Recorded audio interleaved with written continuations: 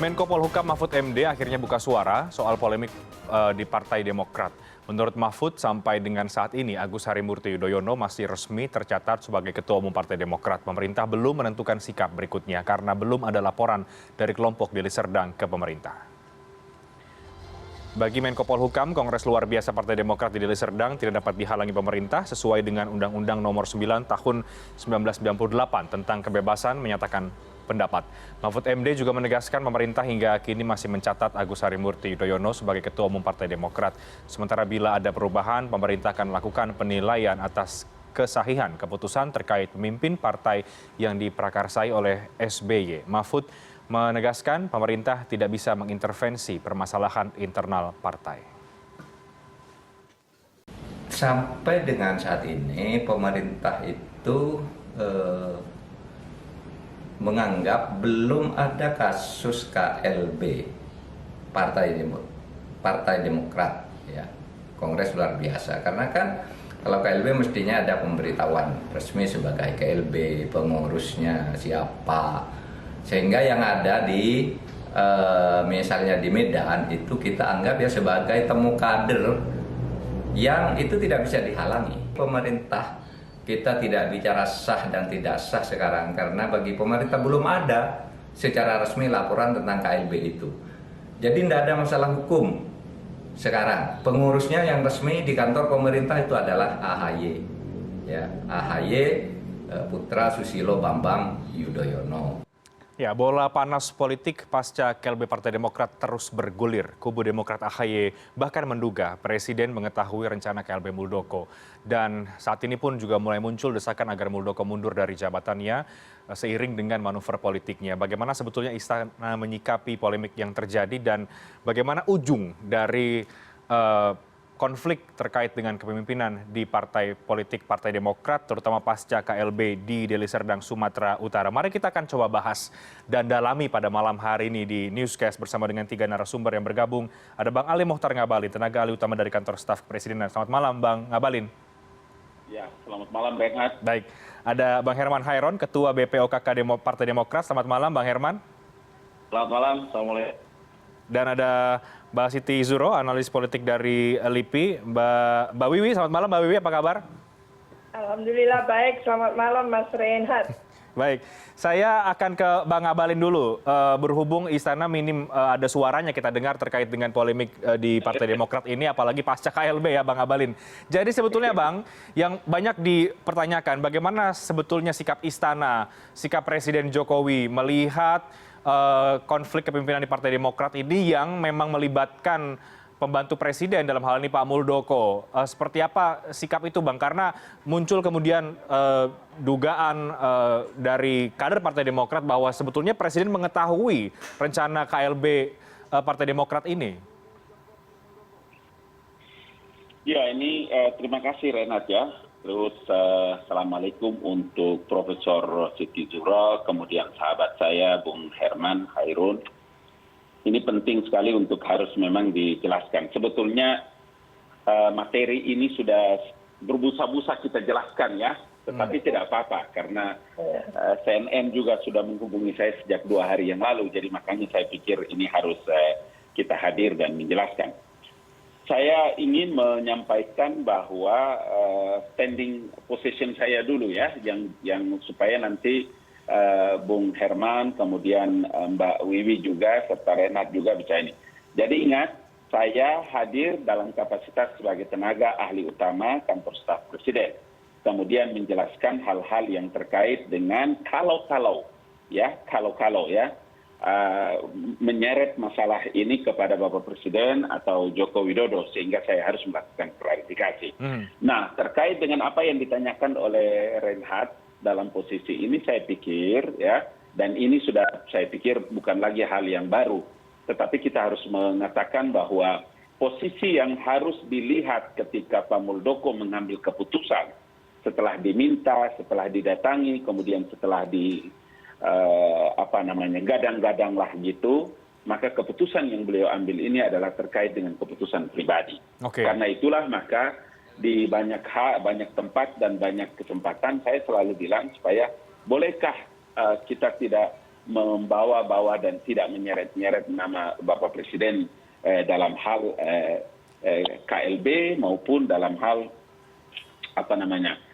konflik internal di Partai Demokrat. Saya kira itu posisinya.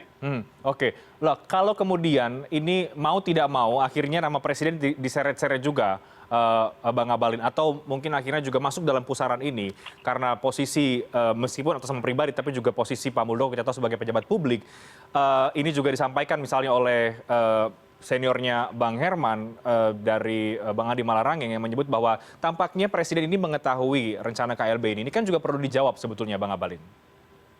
Iya, makanya saya bilang dari awal bahwa apakah konflik internal atau apakah kongres luar biasa yang dilakukan oleh teman-teman Partai Demokrat, kemudian apakah yang mereka datang kemudian meminta Pak Muldoko itu kemudian itu ada hubungannya dengan KSP? Kan tentu tidak. Karena urusan itu menyangkut urusan internal, sehingga mereka juga berjumpa dan membicarakan masalah itu terkait dengan masalah posisi Pak Muldoko. Saya kira itu dulu mesti dijelaskan ya posisinya supaya kita tidak membahas ini ke sana kemari. Oke, saya ke Bang Herman. Bang Herman, dalam beberapa konferensi pers, baik Pak SBY dan juga Mas AHY ini selalu menyebut juga KSP Muldoko sebetulnya kan. Nah ini sebetulnya apa penjelasan yang kalau yang tadi dikatakan oleh Bang Ngabalin jangan diseret-seret, jangan dibawa-bawa kemudian karena itu keputusan pribadi sebetulnya. Ya, perlu menjadi catatan Bung Reinhardt bahwa sampai saat ini kami juga meyakini bahwa apa yang dilakukan oleh Pak Muldoko itu adalah merupakan sikap pribadi. Dan hari ini terkonfirmasi dari Pak Ngabalin, oleh karenanya tentu kami selama ini juga mempersoalkan bukan kepada keputusan pemerintah atau kepada presiden, bukan. Kami justru mempersoalkan kepada Pak Muldoko.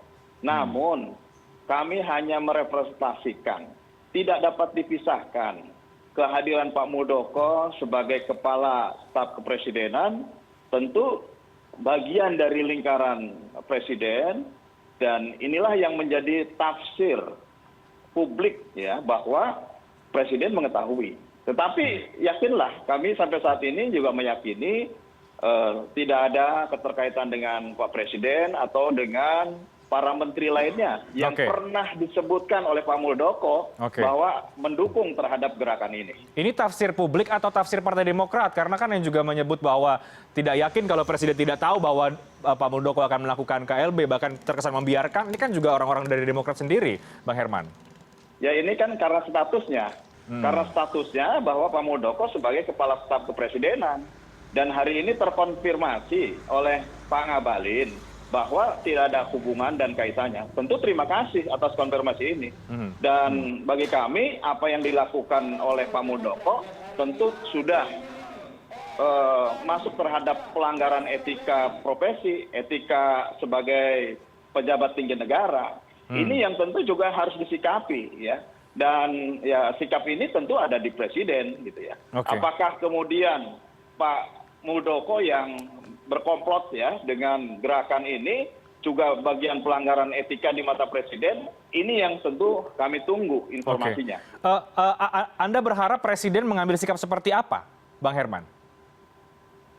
Ya kalau melihat terhadap situasi seperti ini bahwa ada pembiaran terhadap pejabat tingginya, tentu semestinya presiden memberikan sanksi ya terhadap para pejabat tinggi siapapun gitu, tidak terkecuali tentu yang sudah terbukti adalah Pak Muldoko gitu. Nah kalau tidak ya persepsi kami, persepsi publik tentu ada pengetahuan atau ada yang mengetahui bahwa persoalan Pak Muldoko sebetulnya di lingkaran kepresidenan juga tahu gitu. Nah kalau kemudian secara tegas bahwa keterlibatan Pak Muldoko ini disampaikan bagian daripada pribadi, tentu kami juga menunggu bagaimana sikap presiden terhadap Pak Muldoko. Oke, baik. Bang Abalin ini perlu dijawab. Atas nama pribadi ataupun tidak, Bang Herman tadi menegaskan presiden tetap harus mengambil sikap tegas atau bahkan memberi sanksi. Tanggapan Anda, Bang Abalin?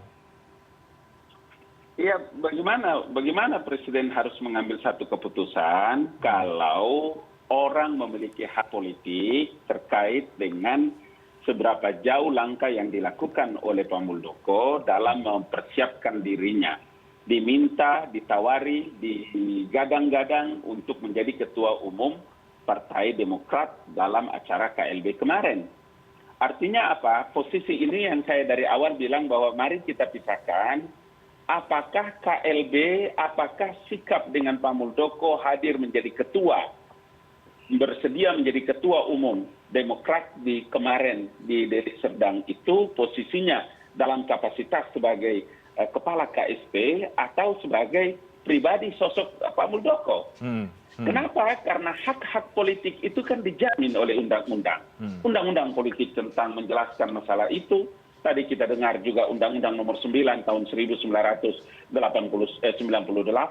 Undang-Undang Dasar tahun 1945 menjelaskan juga di pasal 28 dan lain-lain sebagainya. Jadi dalam posisi inilah kenapa saya mengatakan untuk mari kita tidak menyeret-nyeret Presiden, mari kita tidak menyeret-nyeret Pak Jokowi. Dalam posisi inilah saya mesti hadir dan memenuhi undangan CNN. Baik. 2 hari yang lalu saya diminta untuk melakukan klarifikasi. Dan itu saya mempersiapkan diri dengan sungguh-sungguh. Alhamdulillah ada Profesor Wiwi malam ini juga, ada Bung Herman. Ya, saya senang sekali. Artinya Anda melihat ada pihak yang mau menyeret-nyeret Presiden Jokowi dalam konflik di pusaran kepemimpinan Partai Demokrat ini, Bang Abalin? Renat, itu yang saya bilang. Makanya begini ya, saya ingin dulu kasih tahu sedikit cerita latar belakang untuk 1 menit saja. Saya mau bilang bahwa luar biasanya Pak Muldoko itu tidak pernah beliau membicarakan dan mengajak kami membahas mengenai apa dan bagaimana tentang sepak terjang beliau dengan kawan-kawan DPP Demokrat atau DPD atau para senior atau para pendiri dan lain-lain tentang urusannya dengan urusan beliau dengan Partai Demokrat. Begitu juga beliau tidak pernah mengajak kami, saya dan semua kawan, bicara tentang masalah organisasi yang beliau pimpin yang namanya HKPI. Beliau sebagai ketua umum. Makanya saya bilang sangat amat profesional sebagai seorang mantan Panglima Tentara Nasional Indonesia, bintang 4, Dr. Cum Laude, Adi Makayasa. Jadi beliau tahu secara proporsional. Mustahil bagi seorang Jenderal TNI Purnawirawan Muldoko dalam mengambil satu keputusan yang begitu penting, beliau tidak punya kalkulasi yang jelas. Ini yang saya kira mesti kita harus jernih dan melihat secara benar agar kita tidak boleh memberikan satu pernyataan atau statement yang bisa merugikan diri kita dan orang lain. Bang Herman, sedikit Bang Herman tanggapan. Ya, persoalan lain Pak Ngabalin, bahwa bukan hanya persoalan hak terhadap siapapun untuk turut serta di dalam dunia politik gitu ya. Tetapi ada cara-cara yang tentu ini dilakukan secara ilegal. Bahwasanya kemudian ada pertemuan politik yang dianggap sebagai KLB, lantas kami menganggap ini sebagai KLB ilegal. Karena tidak memenuhi syarat-syarat terhadap dilaksanakannya KLB. KLB harus dilaksanakan oleh Dewan Pimpinan Pusat. Ini siapa yang melaksanakan tidak pernah jelas. Kemudian ada prasyarat harus diusulkan oleh 2/3 DPD, suara DPD, 50% suara DPC, dan tentu mendapatkan persetujuan dari Majelis Tinggi Partai. Ini syarat-syarat yang tidak dipenuhi dan bahkan terindikasi banyak pemalsuan terhadap utusan-utusan yang hadir di sana. Nah, maksud saya, jika kemudian bahwa dikaitkan dengan etika jabatan, bahwasanya tadi dikatakan kesempatan untuk berpolitik dijamin oleh undang-undang, tetapi ini ada persoalan lain, bahwa ini dilakukan secara ilegal, kemudian ini diambil dan sampai saat ini melekat jabatan di Pak Muldoko. Menurut saya ini menjadi rancu dan saya kira Presiden harus mengambil sikap terhadap pelanggaran etika jabatan ini. Baik. Mari kita bahas soal etika politik dan juga hak politik ya. Apakah ini hanya sekedar di sana perdebatannya soal ini soal etika, ini juga hak politik dari seseorang, atau ada hal substansi lain sebetulnya Mbak Wiwi, Prof. Siti Zuhro, dari polemik yang terjadi di Partai Demokrat yang kemudian juga kita tahu ada KLB yang dilakukan oleh kubu yang dipimpin oleh Pak Muldoko. Dijawabkan nanti Mbak Wiwi. Kita break terlebih dahulu, kami akan segera kembali sesaat lagi.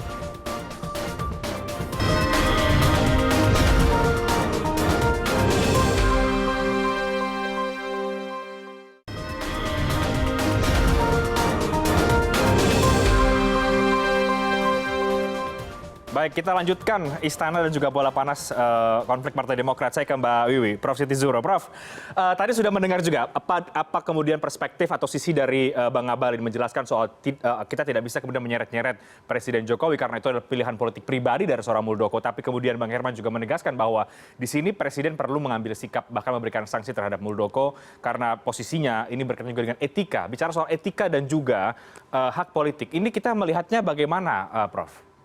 Iya, apa yang dijelaskan oleh Bang Abalin ya, itu sebetulnya memang mengacu pada apa tupoksi tugas pokok fungsi dari KSP, lalu bagaimana sebetulnya standing dari tentunya Bang Abalin sendiri ya di KSP, dan bagaimana Pak Muldoko melakukan tentu aktivitas politiknya. Dan respon dari Mas Herman Hairon ya, yang menurut saya juga dalam posisi yang ingin ada klarifikasi, ada kejelasan gitu ya, ada respon dan sebagainya. Saya ingin melihat khususnya dalam konteks Pak Muldoko ini dari perspektif pemerintahan, etika birokrasi, etika pemerintahan. Itu bahwa pada diri Pak Muldoko tidak bisa hanya dilihat sebagai individu Pak Muldoko, tapi Pak Muldoko sedang menjalankan fungsi sebagai KSP 1. Jadi kepala KSP yang di situ adalah pembantu presiden langsung. Dan jangan lupa visi besar, salah satu visi besar dari pemerintahan saat ini adalah membangun reformasi atau reformasi birokrasi nasional, gitu ya. Jadi salah satu visi besarnya itu adalah reformasi birokrasi nasional. Apa artinya? Presiden dalam hal ini sungguh-sungguh ingin mendorong agar terjadi perbaikan-perbaikan kualitas dari institusi birokrasi maupun SDM yang kita sebut dengan ASN ya, aparatur sipil negara. Dalam konteks ini sebetulnya siapapun masuk di birokrasi, apakah itu politisi gitu ya, itu ketika kita sebut dengan where does politics stop gitu ya, and administration begin. Jadi ketika politiknya selesai, administrasi yang jalan gitu. Ini tidak boleh dicampur aduk gitu. Etikanya seperti itu, etika pemerintahan. Bahkan di Amerika itu ada Bill of Government Ethics. Jadi ada undang-undang etika pemerintahan di situ. Kita memang belum punya, tapi kita punya undang-undang tentang aparatur sipil negara yang dengan jelas di situ itu ada bagaimana tata krama gitu ya, birokrasi, bagaimana ASN bertata krama. Siapapun ya politisi yang masuk di birokrasi, dia menjadi pemimpin birokrasi, dia juga harus mengikuti kaidah itu. Artinya apa? Tidak boleh gitu ya bermain politik praktis ya, apalagi gitu ya dalam konteks KLB di Deli Serdang ini sangat dipertanyakan gitu ya, baik legal formalnya gitu ya, legal standingnya dari perspektif hukumnya maupun dari perspektif demokrasi dan politiknya. Nah ini yang memang jangan dikacaukan. Oleh karena itu wajar sebetulnya kalau publik bukan mengaitkan atau bukan menuduh ya Bang Abalin, tapi loh masa iya presiden sebagai tentu atasan langsungnya, sebagai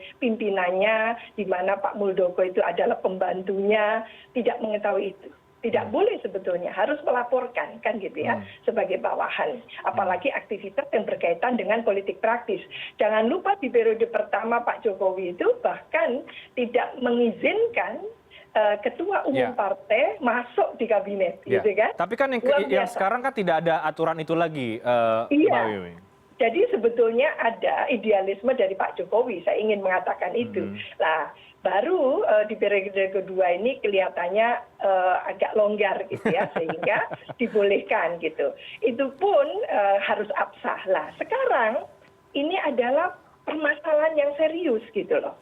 Padahal Pak Jokowi itu ingin bagaimana mengatasi COVID ini dilakukan dengan masyarakat secara serius. Berarti kan pemerintahan ini mengharapkan adanya stabilitas politik, stabilitas keamanan yang betul-betul memadai. Jangan ada kisruh-kisruh seperti ini. Prof, nah itu yang harusnya dibenahi. Gitu. Perlukah kemudian Presiden memberikan sanksi terhadap Pak Muldoko? Ya, kalau menurut saya dalam konteks pemerintahan, etika birokrasi, etika pemerintahan ya ini sebetulnya harus dipanggil ya, Pak Muldoko harus dipanggil mengapa melakukan manuver seperti itu dan sebagainya. Ini harus bisa dipertanggungjawabkan karena pemerintahan saat ini adalah pemerintahan demokratis gitu ya. Demokrasi itu artinya ada transparansi dan akuntabilitas. Oleh karena itu ya memang harus dipertanggungjawabkan sehingga publik juga tidak lalu menyeret-nyeret apalagi menuduh-nuduh Pak Jokowi terlibat langsung dan sebagainya padahal tidak tahu kan gitu. Atau bahkan tidak cawe-cawe tentang itu. Tapi salah besar juga Pak Jokowi kalau gitu ya sudah menyeret seperti ini lalu ada pembiaran. Ini yang harus ditanggapi secara tangkas oleh Pak Jokowi supaya tidak meluas kemana-mana sementara kita ini punya permasalahan yang pelik ya untuk mengatasi COVID-19 gitu. Bagaimana ditambah lagi ketidakpastian politik nanti karena bagaimanapun juga ini akan menjadi presiden buruk dan bisa jadi bola liar untuk terjadinya gitu ya ketidakpuasan bahkan nantinya kekecewaan ya yang kolektif di masyarakat karena ada mosi tidak percaya kepada pemerintah karena persoalan-persoalan yang seperti ini gitu. Ini yang harus diantisipasi menurut saya. Bang Abalin, tanggapan Anda, Presiden perlu memanggil paling tidak Pak Muldoko, bahkan juga sekarang mulai muncul desakan agar Presiden kemudian mencopot Pak Muldoko. Bagaimana Bang Abalin? Ini penjelasan yang disampaikan oleh Profesor Wiwi ini ya, Mbak Wiwi ini 6 SKS kalau kita kuliah. Ini 6 SKS. Jadi inilah perspektif seorang ilmuwan yang tidak partisan, memang memiliki intellectual knowledge yang tidak kita ragukan. Mbak Wiwi kan kita tahu. Karena itu tentu saja dalam perspektif ini saya kira semua yang disampaikan oleh Mbak Wiwi ini menjadi kewenangan dan tentu menjadi hak prerogatif Bapak Presiden. Saya kira kita semua tahu bahwa Presiden itu memiliki kekuasaan tertinggi pemerintahan. Ya, kita tahu Undang-Undang Dasar menjelaskan seperti itu dan Pasal 17 juga menjelaskan bahwa Presiden yang memiliki hak prerogatif untuk mengangkat dan memberhentikan para menterinya atau pembantunya. Sehingga apa yang disampaikan oleh Mbak Wiwi adalah sesuatu yang saya kira harus kita catat, kita terima dengan baik, dan mudah-mudahan ini menjadi bagian dari pembelajaran publik.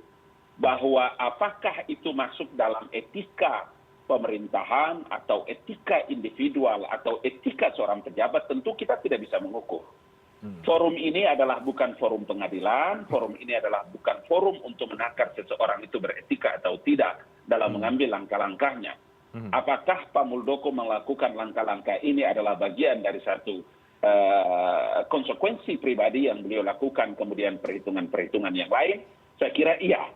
Tidak mungkin bagi seorang mantan Panglima Tentara Nasional Republik Indonesia, kemudian Jenderal Bintang 4, ya, Doktor Cum Laude, Ade Makayasa, usianya malang melintang dengan prestasi-prestasi yang sangat gemilang.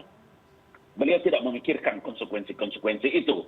Sehingga mari kita tetap berprasangka baik dan saya ingin sekali terus menyampaikan kepada publik untuk berhusnuzan. Jangan pernah untuk kita merasa bahwa kita jauh lebih hebat kemudian dalam posisi seperti ini, kemudian kita menyeret-nyeret orang lain. Apakah itu Pak Muldoko, apakah itu Presiden? Saya kira saya sangat lama ada di kantor staf Presiden dipimpin oleh Pak Muldoko dan saya tahu bagaimana karakter dan bagaimana leadership yang beliau bangun dan manajerial yang beliau pimpin. Karena itulah saya kira apa yang disampaikan Mbak Wiwi adalah saya memberikan respon yang baik dan saya menganggap kalau kita kuliah di Universitas Indonesia ini sudah 6 SKS. Oke, Bang Abalin, jadi maksud Anda tidak perlu ada kemudian Presiden memanggil Pak Muldoko untuk meminta klarifikasi atau bahkan sampai-sampai kemudian mencopot Kepala KSP karena manuver politik ini? Tentu saja saya tadi bilang ya, di pasal 4 Undang-Undang Dasar 1945 tadi saya bilang, Presiden memiliki kekuasaan pemerintahan dan tentu saja ini ranah yang susah saya masuk. Ranah yang tentu saya tidak akan mungkin bisa masuk dan hak dan otoritas itulah yang saya kira memang harus kita tahu juga ya. Jadi kalau di Undang-Undang Dasar itu kan dijelaskan dengan rinci, kemudian undang-undang turunannya juga ada. Sehingga mari kita serahkan ini, kalau ketika Reinhardt menanyakan itu, saya jujur, saya tidak akan mungkin mampu bisa menjawab. Karena hak prerogatif itu ada pada Bapak Presiden. Oke, Mbak Wiwi, tanggapan dari Anda, Mbak? Iya, tentu dalam konteks kita menjalankan proses demokrasi, gitu ya, komunikasi itu betul-betul harus dijaga. Sehingga komunikasi yang efektif itu akan menjauhkan kita atau katakan pola relasi antara pemerintah dan masyarakat itu tetap terjaga. Jangan sampai ada silang sengkarut, lalu yang muncul ada rumor, fitnah, gitu ya, hoax dan sebagainya. Karena apa? Karena buntu komunikasinya. Ini yang kita harapkan, ada komunikasi yang betul-betul memadai, gitu. Sehingga ada satu pembelajaran, gitu ya. Proses learning by doing, kita memperbaiki bagaimana mengajarkan kepada masyarakat, gitu ya, literasi dalam hal, katakan, gitu ya, hal-hal yang bisa diakses, hal-hal yang bisa didengarkan, gitu ya, langsung oleh pemerintah. Karena presiden ini dipilih langsung, jangan lupa. Presiden dipilih langsung oleh rakyat, dari rakyat, oleh rakyat, untuk rakyat. Oleh karena itu pertanggungjawaban presiden sebetulnya adalah kepada rakyat, karena kedaulatan tertinggi ada di tangan rakyat. DPR seperti Bang Herman Hoeron ini, Mas Herman Hoeron ini adalah wakil rakyat, tapi kedaulatan tertinggi ada di rakyat langsung. Oleh karena itu memang hal-hal yang sangat krusial, yang genting seperti ini, jangan sampai mengurangi, gitu ya, kredibilitas tentunya rakyat kepada presiden. Dan kalau ini sampai bisa mengurangi kredibilitas presiden, apa artinya pada pemerintah? Ini nanti legitimasi itu akan declining, menurun, gitu kan? Kita tidak harapkan itu, karena kita dalam keadaan yang sulit ya, secara ekonomi dan sebagainya sebagai dampak COVID. Yang kita harapkan adalah ketiga dari Pancasila, persatuan Indonesia, kan itu. Baik, saya ke Bang Herman. Bang Herman, ada tanggapan sedikit Bang dari Anda, dari apa yang disampaikan oleh Bang Abalin juga, dan setelah KLB sebetulnya bagaimana Demokrat melihat sikap pemerintah dalam hal ini? Ya tentu ada dua peristiwa yang harus kita sikapi ya. Satu peristiwa politik, yang kedua adalah peristiwa hukum. Peristiwa politik tentu kami akan meluruskan bahwa termasuk di dalamnya adalah etika, ini yang harus kita dorong bahwa di situasi yang tadi sudah disebutkan, di situasi sedang pandemi COVID-19 yang belum terkendali, ada dampak-dampak ekonomi yang ditimbulkan, bahkan dampak sosial pun terjadi, kok tiba-tiba ada pejabat tinggi yang kemudian dengan melanggar terhadap rambu-rambu konstitusi partai, dan kemudian tidak memenuhi terhadap kriteria pengambil alihan, kemudian mengatasnamakan KLB ilegal, dan seolah-olah tidak ada persoalan dengan itu. Padahal ini sangat banyak persoalan. Yang kedua, tentu dengan peristiwa hukum. Ini yang tentu kami juga akan terus mengikuti ya, peristiwa hukum ini dengan cara-cara hukum. Dan kami juga tadi sudah mendatangi Dirjen AHU, Kementerian Hukum dan HAM, untuk juga memenuhi terhadap kriteria hukum yang berlaku terhadap partai politik. Kemudian kami juga audiensi dengan KPU RI sambil juga memberikan data-data komplit dan tentu menceritakan historis ataupun kronologis terkait dengan peristiwa ilegal ini. Ya. Kemudian kami juga audiensi dengan pembina politik Menteri Polhukam yang tentu juga kami menyampaikan tentang kronologis itu. Nah kalau kemudian ini terakumulasi menjadi perbuatan ilegal baik secara politik maupun secara hukum, dan kemudian ada etika-etika pelanggaran etika dalam pemerintahan, ya saya kira semestinya Pak Muldoko tidak diberi ampunan lagi gitu ya. Karena dalam situasi sosial yang seperti ini melakukan perbuatan-perbuatan yang sekira mencoreng pemerintahan ini gitu. Oleh karenanya kami tetap beranggapan bahwa presiden semestinya memberikan sanksi terhadap perilaku pejabat tinggi yang tentu melanggar etika pemerintahan dan etika birokrasi. Oke, baik. Di segmen berikutnya kita akan membahas, khususnya juga ke Mbak Wiwi, bagaimana sebetulnya dampak dari polemik kepemimpinan Partai Demokrat ini, ada KLB, ada dualisme kepemimpinan, terhadap iklim demokrasi kita ini, Mbak Wiwi. Dan apakah pada titik ini Presiden perlu untuk angkat bicara terkait dengan polemik yang terjadi? Kita jeda terlebih dulu, kami akan segera kembali saat lagi.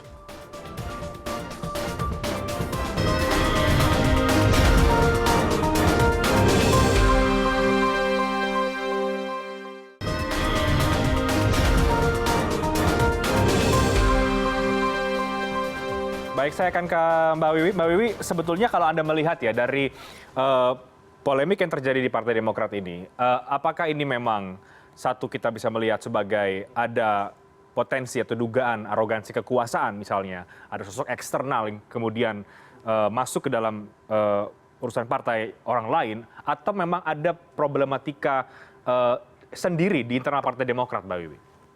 Iya, pertama ya menurut saya tidak bisa dijelaskan dengan single factor gitu ya, faktor tunggal gitu ya. Jadi ada beberapa faktor yang mencuatkan KLB ini. Yang pernah saya katakan adalah pastinya ada mungkin ya dari dalam sendiri gitu, dari beberapa kader meskipun tidak seluruhnya, sejumlah kader yang merasakan ketidakpuasan, kekecewaan gitu ya terhadap suksesi yang mungkin hak otonom kader kurang diakomodasi.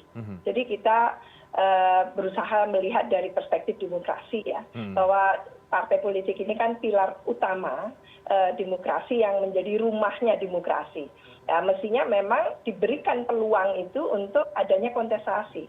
Siapa kader-kader yang the best gitu, yang memiliki kualifikasi, silahkan saja berkontestasi. Nanti kan yang muncul satu, tidak mungkin semuanya yang menang kan gitu.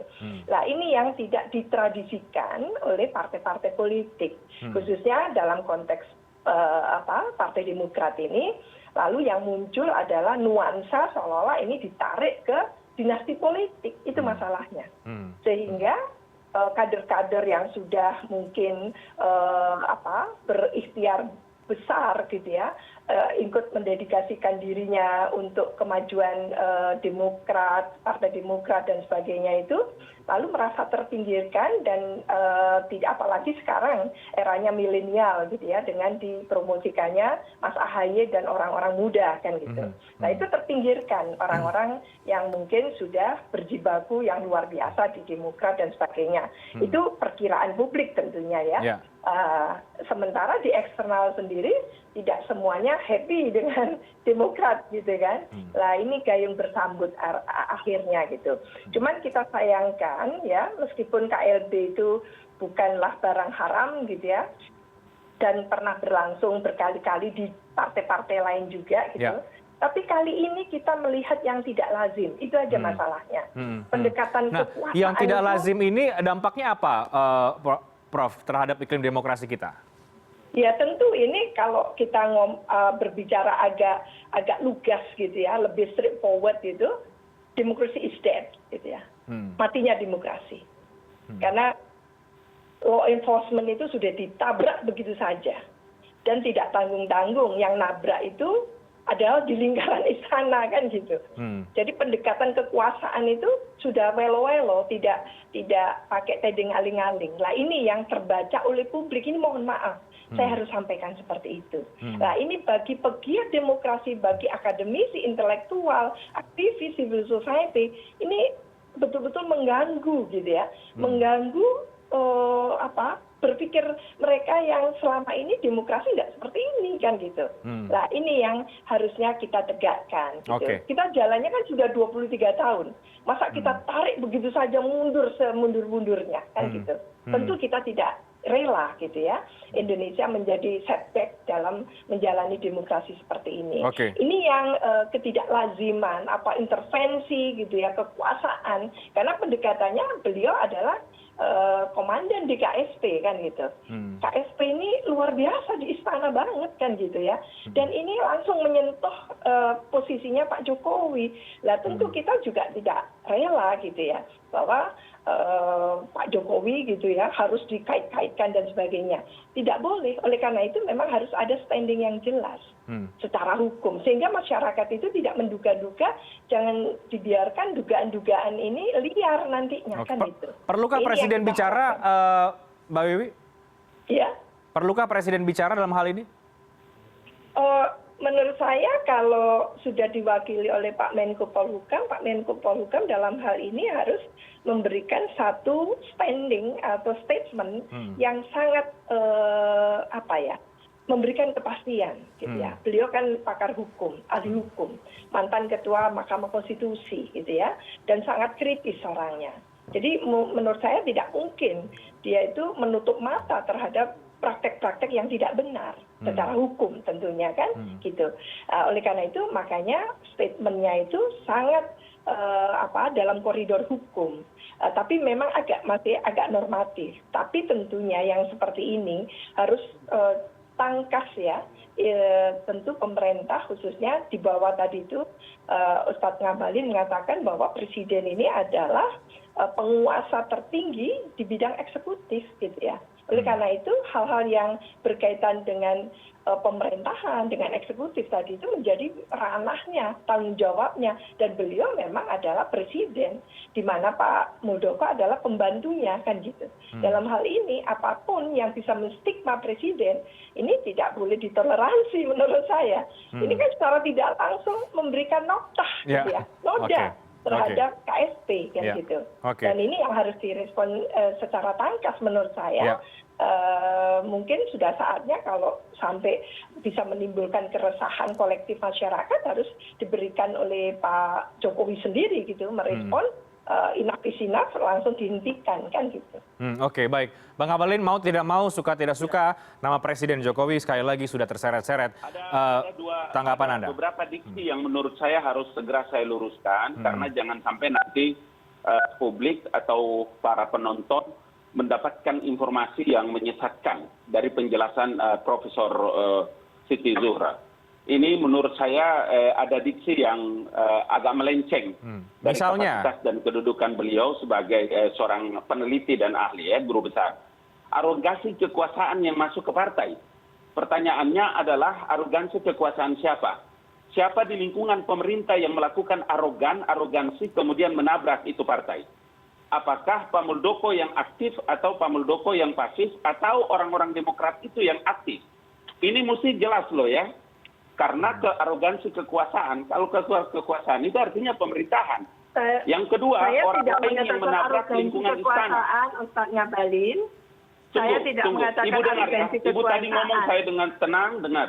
Ya, Mbak Yu, dengar. Tadi ada lagi orang lain yang menabrak dari lingkungan istana. Menabrak apa? Apa urusannya menabrak itu? Arogansi ini pilihan-pilihan kata yang menurut saya tidak bagus. Yang ketiga, intervensi dari komandan di istana. Tidak boleh. Menurut saya, sebagai seorang peneliti dari LIPI, sebagai seorang profesor doktor, saya tadi bangga-banggakan loh Mbak Wiwi. Tapi kalau Mbak Wiwi menggunakan diksi-diksi seperti ini, maka saya harus lakukan klarifikasi. Karena menurut saya, ini akan merusak publik ketika menyaksikan dialog kita pada malam hari ini. Arogansi siapa yang melakukan arogansi? Pakai uang, pakai kekuasaan, pakai tentara, pakai polisi, atau orang-orang Demokrat yang aktif yang datang kepada beliau? Ingat, saya dari awal mengatakan bahwa saya bukan juru bicara Muldoko. Ya, itu supaya Ibu tahu dan jangan sampai nanti menggunakan diksi-diksi. Atau merupakan orang lain yang melabrak dari lingkungan istana. Awal-awal sudah kita katakan bahwa apa yang diambil oleh Pak Muldoko ini adalah sebuah keputusan pribadi. Intervensi apa yang dilakukan? Apakah ada orang-orang pemerintahan atau ada orang-orang dari KSP yang mengikut serta Pak Muldoko hadir di KLB? Tidak jawabannya. Di situ menurut saya ada satu pernyataan yang menyesatkan publik, Profesor Zuhri. Silakan Mbak Wiwi ditanggapi Mbak. Saya tidak mengatakan arogansi kekuasaan. Salah dengar Bang Ngabalin. Saya catat dengan baik, arogansi kekuasaan masuk ke politik. Saya catat dengan baik. Bahwa kader. Saya catat dengan baik. Tidak Saya arogansi. merekam dengan baik. Itu istilah orang lain, saya tidak mengatakan itu. Jadi Ya. saya tidak pernah mengatakan arogansi kekuasaan. Pendekatan. Saya merekam dialog kita ini, saya merekam. Iya, pendekatan kekuasaan. Jadi tanpa harus membawa pasukan KSP gitu ya. Kehadiran Pak Muldoko itu KSP gitu loh. Publik itu Mbak Yu, menerjemahkan itu. saya kasih tahu ya, Muldoko datang dengan biaya sendiri, meninggalkan ajudan, tidak dikawal, naik mobil umum dengan secara pribadi. Seluruh keputusan dan langkah yang dilakukan oleh Pak Muldoko adalah langkah-langkah pribadi. Jangan ibu ikut-ikut SBY, KSP Muldoko, KSP Muldoko. Nanti ibu jadi partisan. Ingat Jangan itu. salah, Bang Abalin, saya ini SBY hater ini. Boleh dibuka Google ya. Saya Oke. ini termasuk Ya, tidak. Saya SBY cuma hater. kasih tahu Saya itu aja. kritis pada Kalau ibu pemerintahan Pak menggunakan diksi SBY. dan narasi yang berbeda, Baik. itu Iya. nanti bisa menyesatkan publik. Enggak. Itu sebabnya Kan saya harus hadir untuk saya bisa awali melakukan klarifikasi. tadi, Pak Ustadz Ngabalin, saya awali tadi bahwa KLB itu biasa di partai-partai juga pernah KLB. Kali Oke. ini siapapun mengatakan KLB-nya kok aneh, kok tidak lazim, kan itu. Kenapa? Ada kehadiran Pak Muldoko sebagai non-kader, gitu kan. Lalu menjadi Oke. ketua umum, Baik. tanpa harus jadi anggota dulu. Terus hukum, saya bukan orang hukum, tidak berargumentasi hukum. Itu saja. Lah, lalu bagaimana respon dari tentunya pemerintah dalam hal ini? Pak MD, Pak Mahfud MD? Menko Polhukam sudah memberikan respon. Responnya sangat menyejukkan. Baik. Sama, saya sangat menghormati argumentasi dari Ustadz Ngabalin. Oke, Tentu baik. saya sangat menghormati sama sekali. Tapi izinkan saya juga melihatnya dari perspektif birokrasi Oke. yang menjadi juga visi besar dari Pak Jokowi. Oke. Dan sangat serius saya ini di Kemenpan juga loh, gitu ya, sebagai tim TQA, gitu ya, Oke. tim Quality Assurance untuk di Kemenpan itu. Oke. Dan saya tahu bagaimana upaya dari Kemenpan untuk terus memajukan birokrasi, gitu kan, dengan eselonisasi yang dipangkas, dengan pembubaran institusi yang tidak relevan, tidak signifikan dan sebagainya untuk efisiensi, termasuk bagaimana mindset, cultural set dari para birokrat tingginya juga, gitu Baik, ya, Mbak Wiwi. dibenahi itu. Ya, oke, baik. Terima kasih Mbak Wiwi dan juga Bang Abalin. Saya ke Bang Herman dulu. Bang Herman, terakhir berarti ke Anda. Ini kemudian kita tahu semua ada di bawah Kemenkumham. Kedua kubu juga sudah akan melaporkan SK masing-masing di Kemenkumham. Dari kubu Anda seperti apa? Juga mungkin ada yang ingin Anda tanggapi dari apa yang sudah kita diskusikan? Ya, saya kira kalau Ketua Umum AHY dan ADRT Partai Demokrat yang berlaku saat ini adalah yang sudah tercatat dalam lembaran negara, ya inilah yang sah dan legitimate. Tetapi tadi ya saya sedikit belok mungkin Pak Renhat, terkait dengan bagaimana kemudian seolah-olah kita tidak harus mengecap atau memberikan label bahwa Pak Muldoko itu adalah bagian dari pemerintah. Ya Pak Muldoko masih Kepala Staf Kepresidenan. Ini nggak bisa dilepaskan. Dan tentu dalam perbincangan-perbincangan, saya memiliki kronologis bagaimana berita acara yang disampaikan oleh para ketua DPC, hasil investigasi di Dewan Kehormatan, bagaimana dari para ketua DPD, dan para saksi lainnya, yang tentu di dalamnya tidak terlepaskan dari jabatan Pak Muldoko. Sehingga suka tidak suka, ataupun disebutkan dengan tidak disebutkan, jabatan itu melekat. Oleh karenanya, persepsi publik bahwa sesungguhnya ada intervensi dari pejabat tinggi pemerintahan yang tidak bisa dilepaskan dari jabatannya terhadap partai yang dilakukan secara ilegal. Ini menjadi persoalan menabrak terhadap etika birokrasi dan etika terhadap pejabat tinggi negara. Baik. Terima kasih banyak Bang Herman. Kita akan melihat bagaimana ini kemudian akan bergulir ke depan polemik ini. Kita akan nantikan seperti apa. Sekali lagi terima kasih Bang Abalin, Mbak Wiwi. Halo, bisa. Terima kasih banyak untuk diskusi yang sangat menarik pada malam hari ini. Terima kasih Bapak Ibu. Sehat selalu. Terima kasih.